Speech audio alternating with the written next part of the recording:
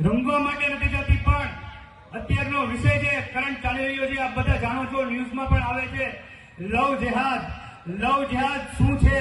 લવ જેહાદને જાણો, લવ જેહાદને સમજો. આપણી બેની દીકરીઓ ભોળી ભાળી કઈ રીતે લવ જેહાદનો શિકાર બને છે એ સમજો. એમના માટે અનેક ગરબીઓમાં અમે પત્રિકાઓ લઈને જઈએ છીએ, બહેનોને સમજાવીએ છીએ, વડીલોને સમજાવીએ છીએ કે મારી બહેનો કાલ સવારે લવ જેહાદનો શિકાર ન બને.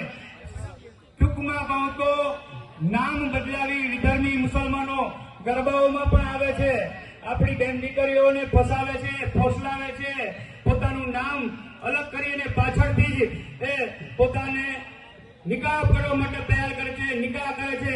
ત્યાર પછી દીકરીને કઈ વેદનાઓ વેઠવી પડે છે એ દીકરી જ જાણે છે. અંતે એમને વેશ્યાગૃહમાં મોકલે છે, એના સાથે કામ કરાવે છે, જરૂર પડે તો એને વેચી પણ મારે છે. આ લવ જેહાદ એક મોટું ષડયંત્ર છે અને પૂરા ભારતમાં નહીં વિશ્વમાં લવ જેહાદનું ષડયંત્ર ચાલી રહ્યું છે.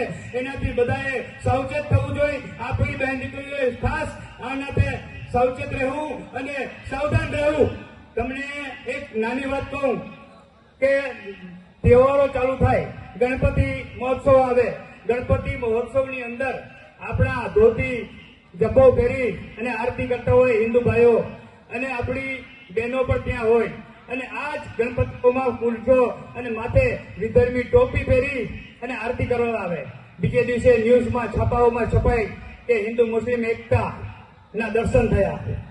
બધા સમજી શકો છો કે આ એક નાટક છે.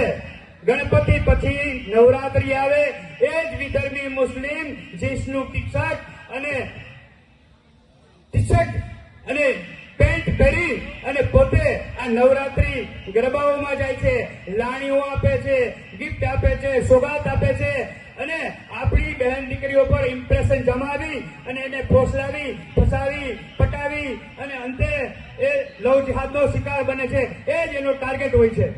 એટલા માટે જ આપણી દીકરીઓને ખાસ સાવધાન કરીએ છીએ અને ગરબા સંચાલકો, આયોજકોને પણ એવી વિનંતી કરીએ છીએ હિન્દુ સેના વતી કે ગરબાઓની અંદર, પંડાલોની અંદર આવતા લોકો, ખેલૈયાઓ કે રમવાવાળાઓ કે જોવાવાળો કોઈ પણ હોય, એમને આઈડેન્ટિટી કાર્ડ ચેક કરો, એમના માથા પર કુમકુમનું તિલક કરો, ગૌમૂત્રનો છંટકાવ કરો, માતાજીની પ્રસાદી આપો, ત્યાર પછી જ એને ગરબા પંડાલમાં એન્ટ્રી આપો.